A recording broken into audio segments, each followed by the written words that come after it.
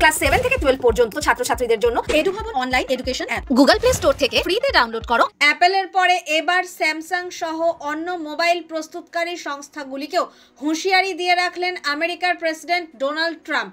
আমেরিকার বাইরে তৈরি হওয়া মোবাইল আমেরিকার বাজারে বিক্রি করলে তাদের উপরেও চড়া শুল্কের কোপ পড়তে পারে।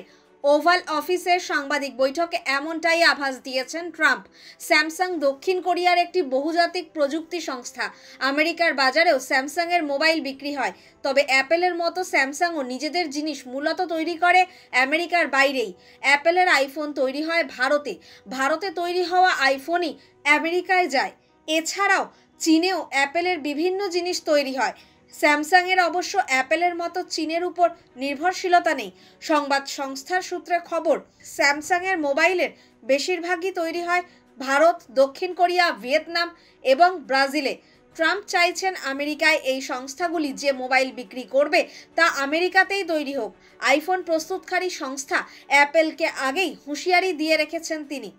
সমাজ মাধ্যমে ট্রাম্প জানিয়েছেন, অন্য দেশে তৈরি আইফোন আমেরিকায় বিক্রি করলে তাদের উপর অন্তত 25% শুল্ক চাপানো হবে। পরে ওভাল অফিস থেকে ট্রাম্প জানান, স্যামসাং সহ যেসব মোবাইল প্রস্তুতকারী সংস্থা আমেরিকায় নিজেদের জিনিস বিক্রি করে সকলের উপরই শুল্ক চাপবে, অন্যথায় বিষয়টি আমেরিকার জন্য ন্যায্য হবে না বলে মনে করছেন তিনি।